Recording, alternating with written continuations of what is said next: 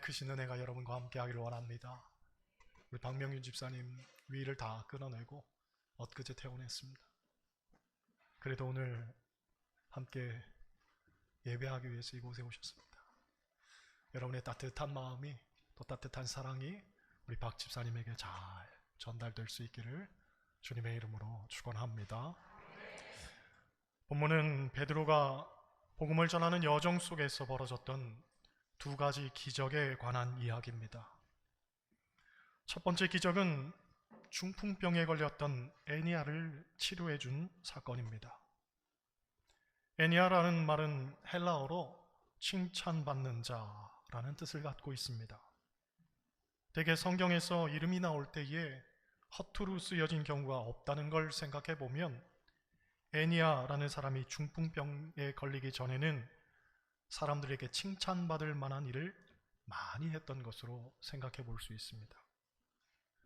때문에 많고 많은 사람들 중에 베드로가 왜 루다에 사는 애니아를 만나서 그를 고치게 되었는가라고 묻는다면 하나님께서 만날 만한 사람을 만나게 하셨다라고 우리가 고백할 수가 있습니다.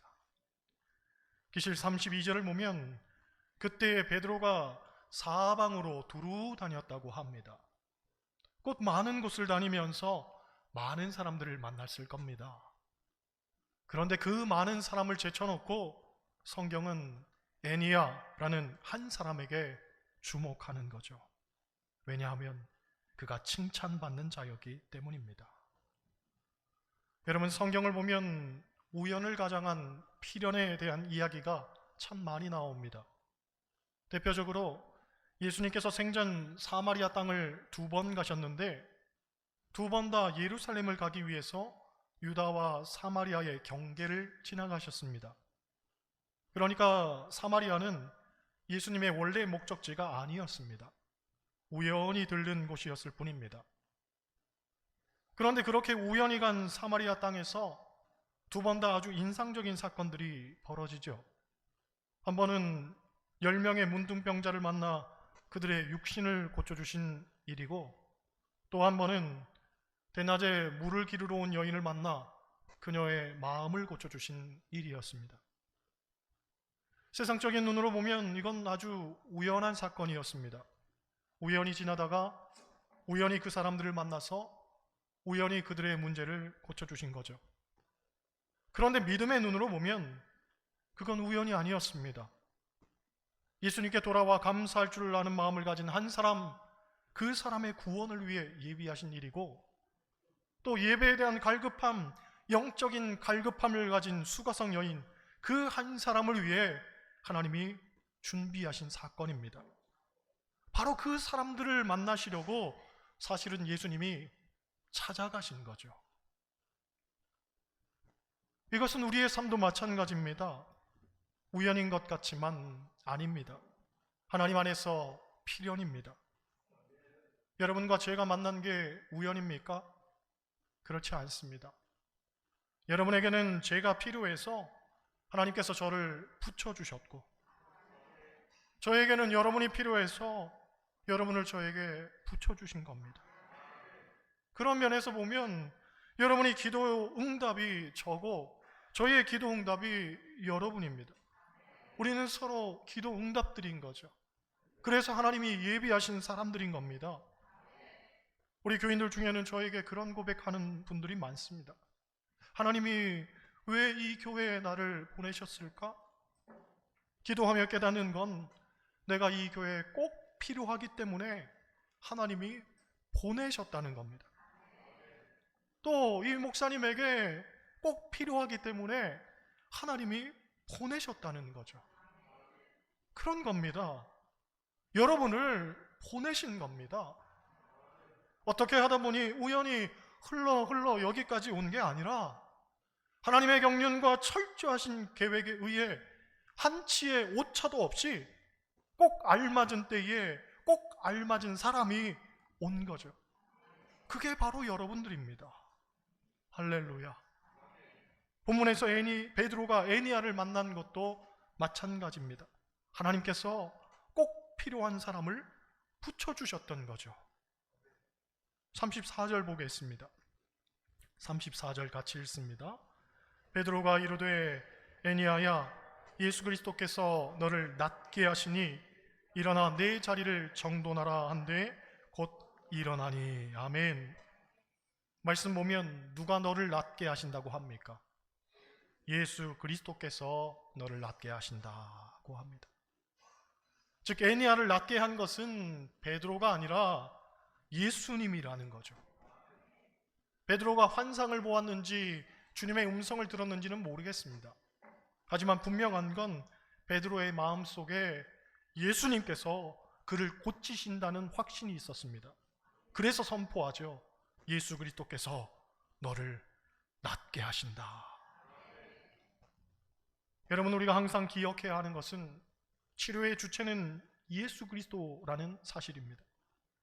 곧 주님께서 우리를 살리시고 주님께서 우리를 고치십니다. 혹 어떠한 사람이 신령한 은사를 받아서 귀하게 쓰임을 받는다 해도 그 사람이 치료의 주체가 될 수는 없죠. 그리고 되어서도 안 됩니다. 영광은 오직 주님만이 받으시고 주님께만 돌려야 하는 겁니다.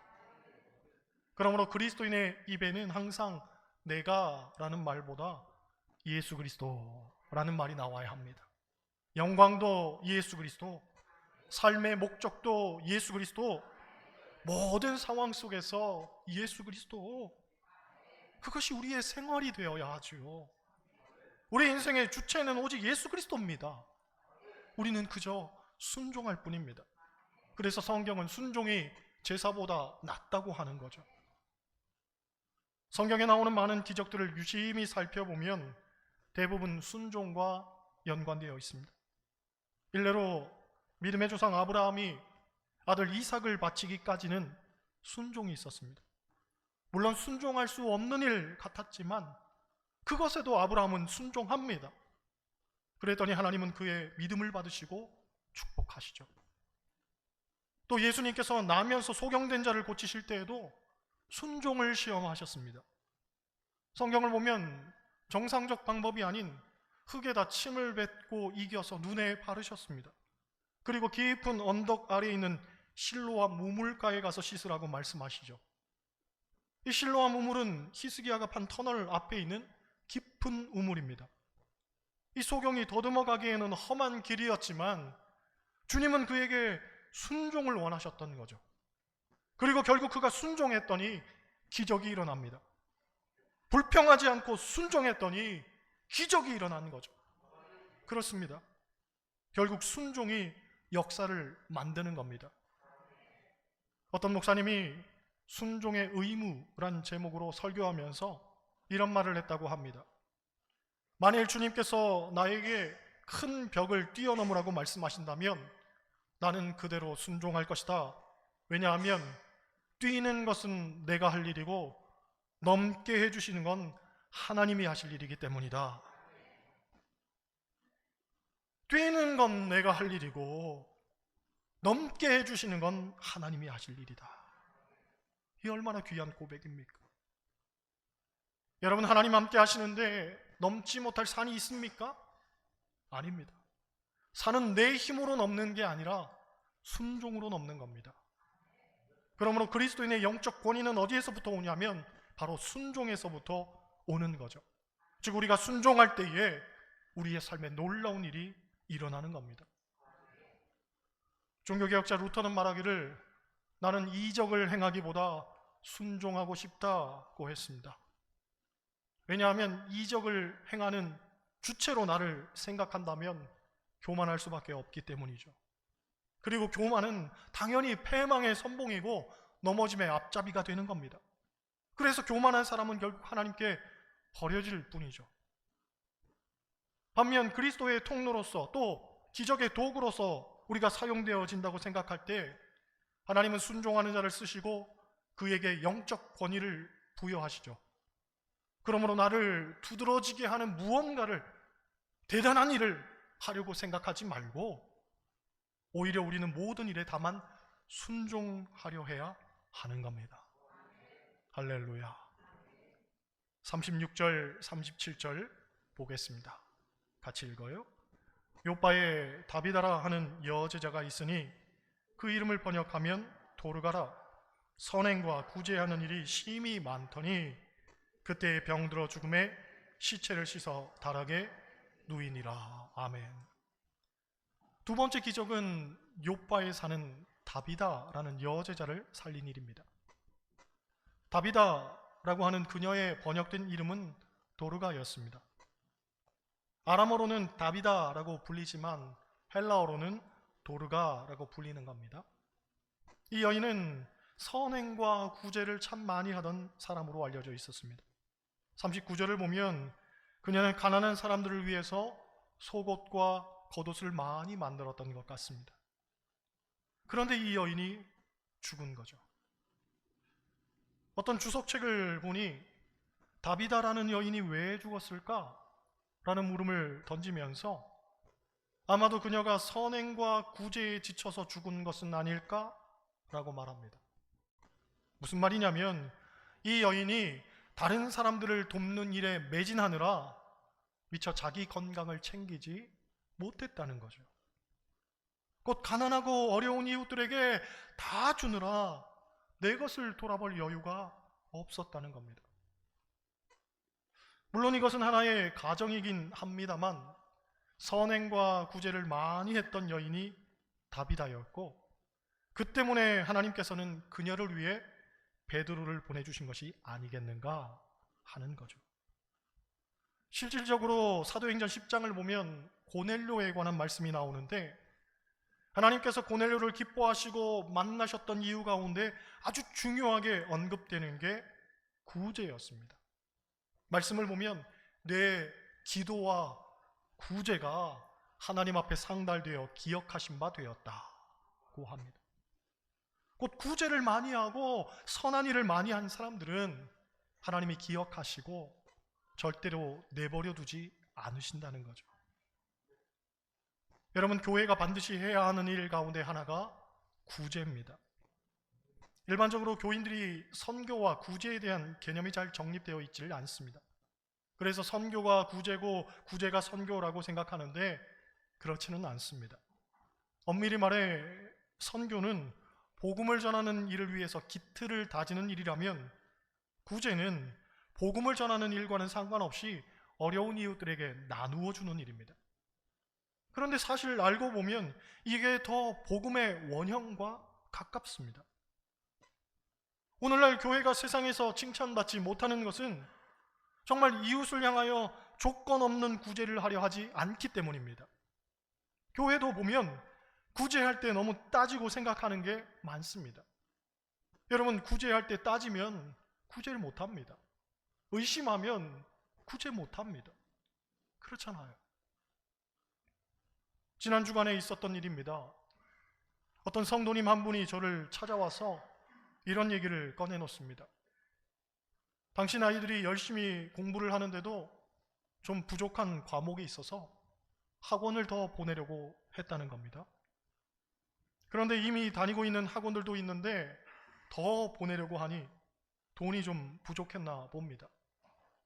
어떻게 할까 고민을 하다가 전부터 아이들을 위해 들어놓은 보험이 있는데 그 보험을 깨서 학원에 보내면 되겠다 싶어 보험을 깼다는 거죠. 나름 목돈을 손에 들고 기분이 꽤 들떠 있는데 문득 주일날 제가 했던 설교 말씀이 생각나더랍니다. 특히나 우리가 지금 어려움 당한 이웃들을 외면치 말고 그들을 돕자고 하던 말씀이 떠올랐다는 거죠. 그래서 그 돈을 지난주에 수술한 박명균 집사님을 돕고 싶다면서 저를 찾아온 겁니다. 그런데 현금을 뽑아서 가지고 오고 싶었지만 10원짜리 단위도 있어서 어쩔 수 없이 계좌 이체를 하겠다는데 이 말이 무슨 말이냐면 당신이 받은 보험금의 10원짜리 하나도 취하지 않고 다 주겠다는 거죠. 얼마나 놀라운 일입니까? 제가 목사지만 부끄럽게도 이런 말 했습니다. 그래도 학원비는 좀 내고 나머지를 내시지요. 그랬더니 이분이 정확히 이렇게 표현합니다. 이렇게 표현합니다. 목사님, 아나니아와 삽비라처럼 이렇게 되고 싶진 않아요.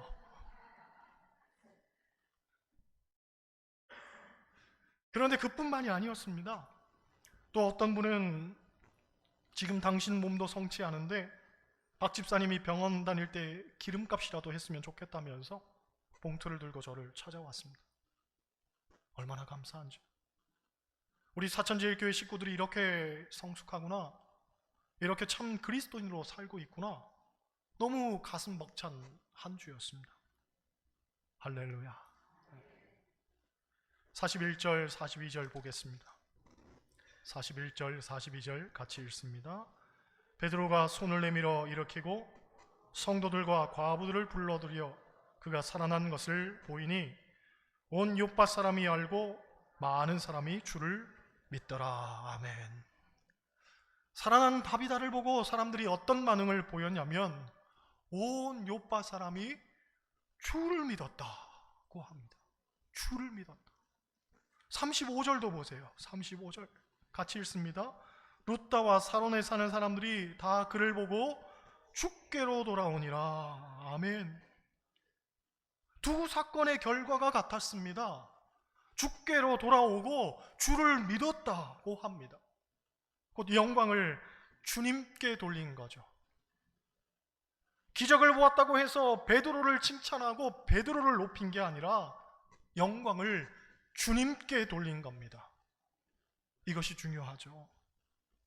여러분, 영광은 항상 주님께 돌려야 할 줄 믿습니다. 내 삶에 일어나는 모든 사건들과 기적들과 축복들의 결론은 오직 주님께 영광입니다. 바라기는 주님께 영광 돌리는 여러분 되시길 바랍니다. 오늘 본문에 베드로가 행한 두 사건에 대해서 신학자들은 말하기를 베드로의 기적은 예수님이 행하신 기적과 모든 면에서 똑같이 닮아 있다고 합니다. 똑같이 닮아 있더라.